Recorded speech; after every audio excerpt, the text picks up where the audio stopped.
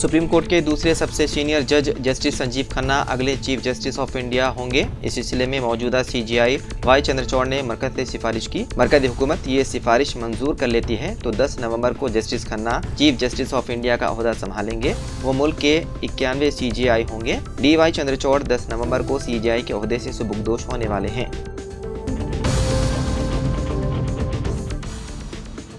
मेडिपल्ली पीरजादागुड़ा में हाल ही में SWOT police ने एक फैक्ट्री पर छापा मारा, जहां बहुत दिनों से खुफिया तौर पर नकली दूध का कारोबार चल रहा था। तफ्तीश में यह बात सामने आई कि फैक्ट्री में थोड़ी सी खुशबू के लिए दूध का पाउडर और उसके साथ एसिडिक एसिड, ग्लूकोज, चिरोटी का आटा, पाम ऑयल और वनस्पति मिलाकर रोजाना 5000 लीटर नकली दूध बनाया जा रहा था। तहकीकात में पता चला कि गजेंद्र सिंह नामी ताजिर कोहिनूर और श्री कृष्णा ब्रांड के नाम से ये नकली दूध, मक्खन, दही और आइसक्रीम जैसी चीजें बेगम बाजार से मुख्तलिफ होटलों, चाय की दुकानों और रेस्टोरेंट्स को बेच रहा था। मशहूर कंपनियों के नाम इस्तेमाल करके जाली पैकेट्स बनाकर ये नकली दूध फरोख्त हो रहा है। विजय डेयरी जैसी सरकारी इदारे और दूसरे डेयरीज ने इसके खिलाफ बारहा शिकायतें की, लेकिन कोई तवज्जो नहीं दिया गया।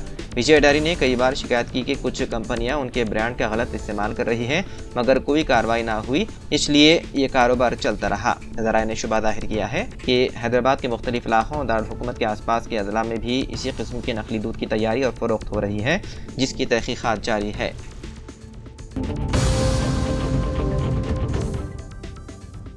रियासती हुकूमत से 21 अक्टूबर से शुरू होने वाले ग्रुप 1 की मेंस इम्तिहानात को दोबारा शेड्यूल करने का मुतालबा करते हुए इम्तिहान की तैयारी करने वाले उम्मीदवारों ने 16 अक्टूबर चारशंबे की रात अशोकनगर में एहतजाज के लिए सड़कों पर निकल आए। इत्तलात के मुताबिक पुलिस ने कई एहतजाजियों को गिरफ्तार कर लिया और उन्हें चिकड़पल्ली पुलिस स्टेशन मुंतकिल कर दिया। उम्मीदवारों ने मुतालबा किया है कि जब तक ग्रुप 1 के इब्तिदाई इम्तिहानात की जवाबी कलीद में गलतियों को दुरुस्त नहीं किया जाता और GO 29 में तरमीम नहीं की जाती, ग्रुप 1 के मेंस इम्तिहान में शिरकत का कोई फ़ायदा नहीं है। ताहम एहतजाज करने वाले ज़्यादातर 20 से 30 साल के दरमियान थे, उन लोगों के बरक्स जो इस मामले पर अदालती मुकदमात की वजह से उम्र की हद तक पहुँच चुके हैं और रियासती हुकूमतें गुज़िश्ता 10 सालों से उन ओहदों को पुर करने से कासिर है।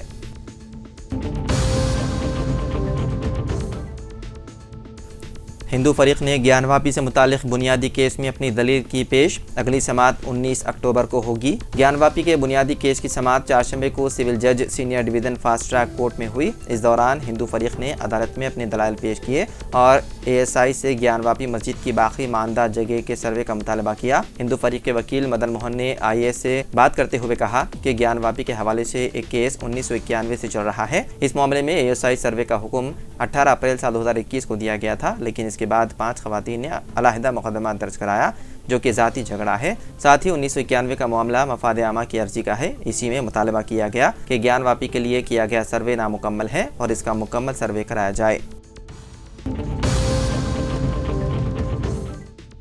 एक अलमनाक वाक़े में जरीमटला के सनती इलाके में वाक़े सबूरी फार्मा कंपनी में गलती से केमिकल से भरे संप में गिरने से 2 जुड़वा भाइयों की मुबैना तौर पर मौत हो गई। यह वाक़या उस वक्त पेश आया जब 32 साल रामू और 32 साल लक्ष्मण तदयीन व आराइश का काम करने के लिए कंपनी में गए, जो काफ़ी अरसे से बंद थी।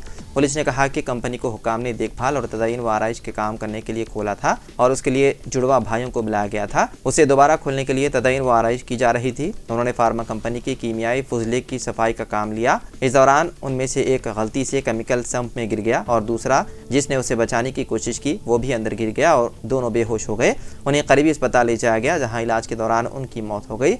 एक और कारकुन, जिसकी शनाख्त सुरेंद्र रेड्डी के नाम से हुई है, शदीद तौर पर बीमार हो गया और उसका अस्पताल में इलाज चल रहा है।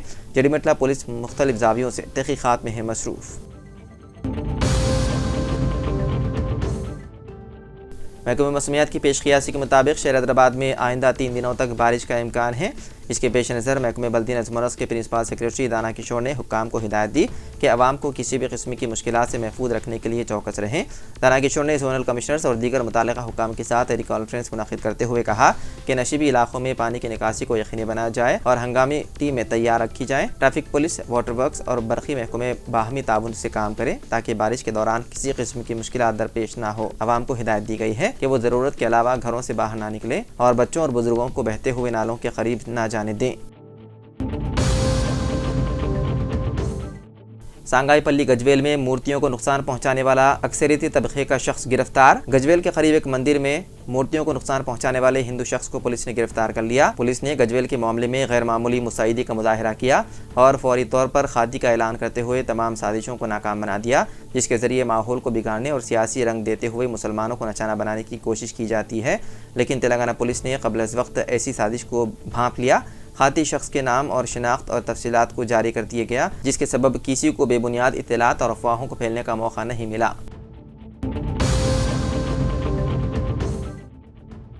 शहरीदाबाद में जनवरी साल 2025 के दौरान दर्जे हरारत 5 था 6 डिग्री सेल्सियस रिकॉर्ड किया जाएगा।